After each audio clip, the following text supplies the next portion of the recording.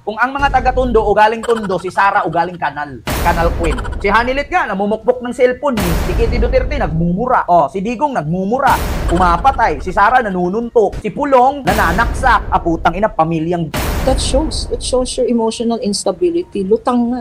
On top of that, you are a lawyer. She has psychological, mental, emotional issues. Magandang araw mga kaibigan.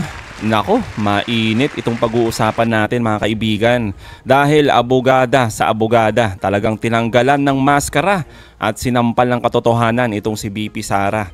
At syempre, binira ng isang Marcos supporter ang pamilya ni Digong, ni Real Talk ng isa nating kaibigan. Alam niyo mga kaibigan, naalala niyo pa ba? No, yung laging pambabalahura kay BP Lenny na lutang? Kahit alam naman nating ang lahat ng yon ay paninira lamang. Eto malala. Si Inday, tinawag na lutang ng kapwa niya abogada at may matinding rason kung bakit. Matapos ang kaliwat kanang paninira ni Sara Duterte, lalo na ang pambabastos sa ating gobyerno, lalo na yung pagyayabang di umano ni Sara na malulusutan niya ang impeachment trial.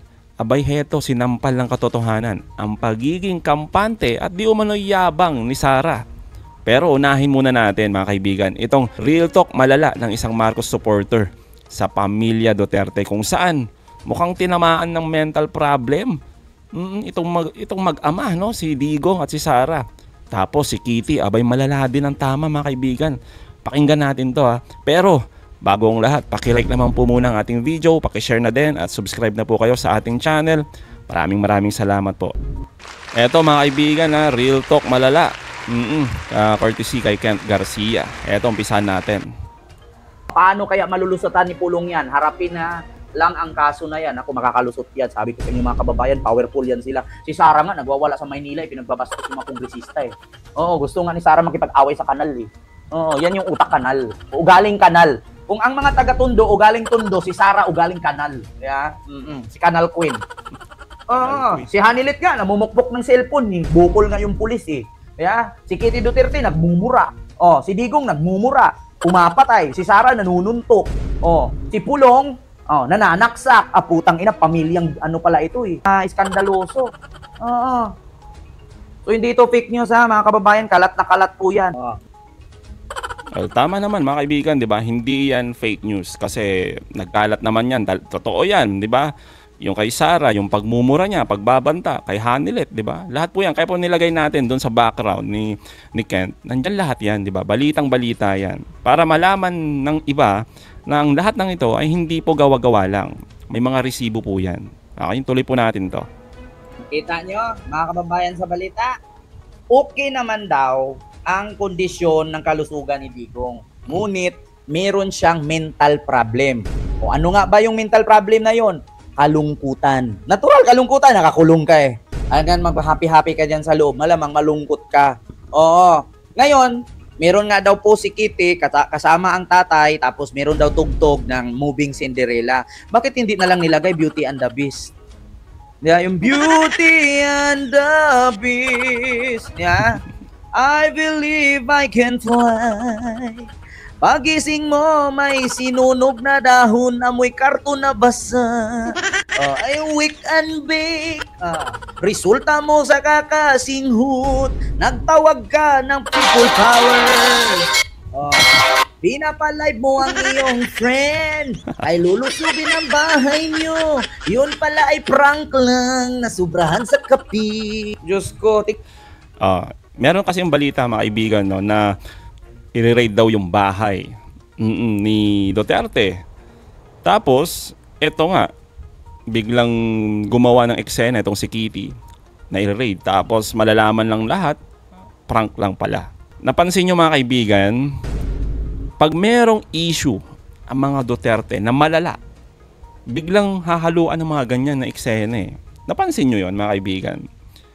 Diba, issue dati yung sa kay Duterte nung siya na aresto, yung tatay nila. Diba, gumawa si Baste ng issue na re-raid daw yung bahay pero di naman. Tapos eto na naman yung kay Kitty. Diba, malala talaga.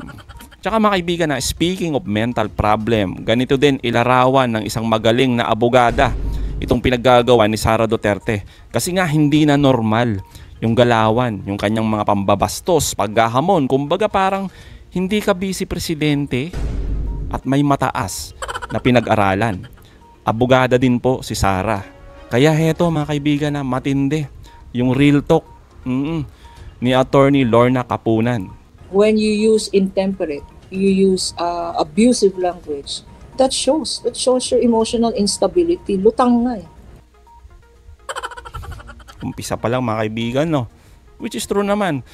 Pag masyadong mataas yung emosyon mo o yung isang tao, tayo, hindi tayo nakakapag-isip ng maayos. Kumbaga nauuna yung galit bago makapag-isip ng tama. Ika nga ng mga ibang abogado, no? When emotions are high, intelligence is low, di ba? Ganito si Sara mga kaibigan. Kaya nga hindi lang tayo nakakapansin. Eto, kapwa niya abogada. Oh, tayo pa kaya, di ba? Napapansin din natin. Mas lalo na sila, di ba? Kasi right now, tinitignan niya yung mga campaign promises ng presidente. Tignan naman natin, ano yung campaign promise niya as vice president. And I look at that, no? She had several promises. She hasn't fulfilled any of them. Empowering women, small and medium enterprises. This is as office of the vice president, no? And creating stability, etc., creating jobs and all that. You look at her scorecard. So, if you look at that scorecard, she should be more worried about her performance. Lagi niyang sinasabi sa mga supporters niya, ano ba yung nagagawa ng presidente natin? Di ba? Wala. Halos wala. Sabihin niya, walang ginagawa ang presidente nyo. Pero siya, vice presidente, nasan na yung mga pangako niya sa atin? Di ba? Ramdam nyo ba? Parang wala nga vice presidente, di ba? Mamaya mga kaibigan, may ipapakita ko sa inyo yung mga ginagawa ng ating Pangulong Marcos. Nako, sasabihin ng mga Duterte, walang ginagawa ang Pangulo. Nako. And she also is part, remember, nag-investigate also on fake news. No? She is perpetrating fake news. But together with that, she came out with a fake news. I don't know if it's fake news or if she was misled into believing that there was also a coming warrant for her arrest at the ICC, creating disinformation. What does that show? It shows not only an emotional issue, a mental issue. Nako, matindi mga kaibigan. Naalala nyo yon? Sabi kasi ni Sara Duterte na talagang kalat daw ang fake news. Sabi niya, kailangan daw labanan natin ang fake news, which is tama naman talaga. Pero siya naman itong nagpakalat. O sino ba yung nagpakalat ng na siya ay nasa listahan ng ICC, na siya yung uunahin na arestuhin, tapos sinabayan pa ni Amy, di ba? Si Sara. Oh, siya tong siya tong naglabas niyan. Tapos wala namang maipakita na any ebidensya, di ba? Labo, no? Kaya ito, sabi ni attorney, mukhang matindi yung tama mga kaibigan. Naku. Diba? If you cannot discern, as a public official, you must be able to discern well. On top of that, you are a lawyer. Sakit nun. Yun ang sinasabi natin. Abogada ka pa naman. And you have to know the law. You have to know judicial process. She claims about there are many things. Pero ngayon, tama na. This outrage is too much, too many. And it is a discredit. It's a discredit to the legal profession. It's also a discredit to her position as vice president. So, kasi yun ang kultura ng Pilipino, natatawa tayo. No? In this rally that she used, which really is offensive. And the fact that the crowd laughed, I think, shows you how they're buying her narrative. And that's why we should be worried, kasi it cannot be. You cannot have a culture like this. No? It's a culture of impunity where she acts very arrogant and gets away with it. And the people love it. So, hindi na tama ang ganun. Which is true naman, 'di ba? Nag-umpisa 'yan sa panahon ni Digong eh. 'Di ba? Yung mga pagmumura na 'yan, kumbaga bagong-bago sa pandinig ng mga tao eh, patungkol sa mga politiko, 'di ba? Kumbaga abot na abot ng masa yung datingan niya. Pero mga kaibigan, nanonormalize eh yung ganun, yung pagmumura, yung pagbabanta. 2025 na, 'di ba? Tapos ito ginagawa pa rin ni Sara. Kumbaga, sinusubukan niya na siguro i-try yung ganun na pamamaraan ng kanyang tatay. Bumente noong 2016 eh. Sinusubukan niya ngayon, baka bumenta. Kaya ganito. O baka naman, ganun talaga ang ugali niya. No? She has the wherewithal to do it. So yung threat na yan is not an empty threat. Add to the fact that she has psychological, mental, emotional issues. Yung huling sinabi ni attorney, mga kaibigan, na patungkol doon sa sinasabi nga ni Sara na kaya niyang lusutan yung impeachment trial. Abay, heto. Ang sabi ni attorney, may wherewithal. Ibig sabihin, may kapasidad itong si Sara Duterte na gawin ang lahat ng mga sinabi niyang pagbabanta.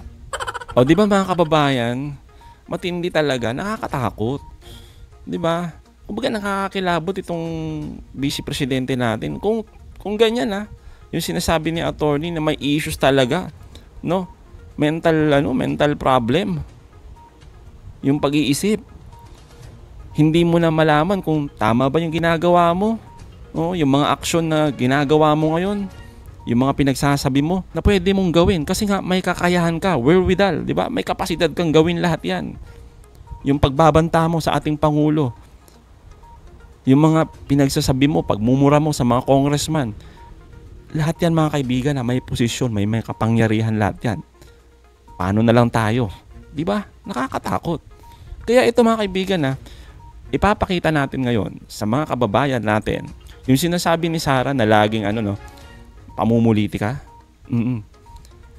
Lagi niyang sinasabi, wala daw ginagawa ang ating Pangulo.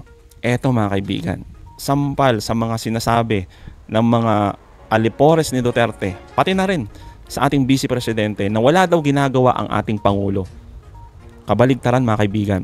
Eto, sa dinami-dami po nito, konti lang yung kinuha ko kasi mauubos yung oras natin pag lahat pa pinakita natin. Ito isang lugar lang to sa Batangas lang po ito. Tingnan nyo. Sa tuloy-tuloy na pag-asenso sa sektor ng agrikultura, pinasinayaan ng Pangulo ang Soro-Soro Ibaba Development Cooperative Grains Terminal and Trading Project. Nagsisilbi itong central hub para sa produksyon ng yellow corn na pangunahing ginagamit sa paggawa ng feeds para sa mga hayop. Hatid nito ang mas epektibong pag-iimbak ng mais at mas matatag na industriya ng poultry at livestock. Tinutulungan din ito ang mga magsasaka at negosyante ng Region 4A na magkaroon ng mas mataas na kita. Sinimulan na rin ang Philippine Fisheries and Coastal Resiliency o FishCore Project sa Batangas. Layunin nitong mapabuti ang kalagayan ng sektor ng pangisdaan at pataasin ang kanilang produksyon sa fisheries management areas. Inatayang mahigit 1 milyong miyembro ng fish industry mula sa mga piling rehiyon at probinsya ang makikinabang dito. O, di ba? Sipin nyo yun mga kaibigan.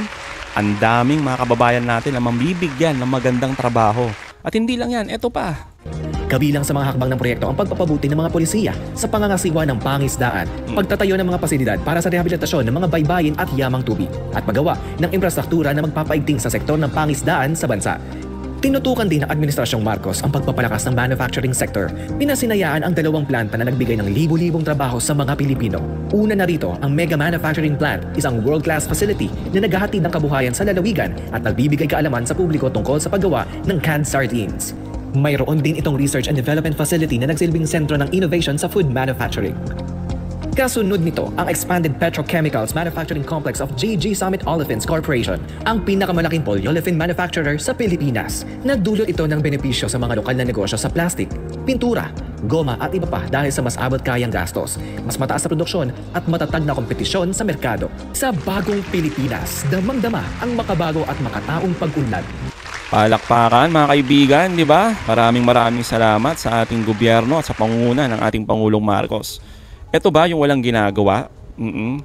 Ito ba yung nag-a-addict lang na Pangulo na laging sinasabi ni Roque?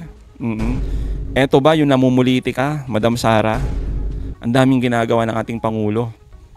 Sabi ko nga mga kaibigan, tayo lang ba yung nakakapansin na wala kang ginagawa? Si attorney, di ba? Nakita niya mismo. Anong sabi ni attorney? O, di ba? Anong sabi niya? Wala kang nagawa sa mga pangako mo Ano lang ba nakikita namin ngayon? Ayan. Pagmumura, pagbabanta, pamumuliti ka. Di ba? Okay mga kaibigan, anong masasabi niyo patungkol dito? Eto ba yung next president natin? Payag ba kayo dito na siya yung mamumuno sa ating bayan? Comment down below ha. And again, huwag niyo pong kalimutan, i-like at i-share ating mga videos. Hanggang sa muli, kita-kita ulit tayo mga kaibigan.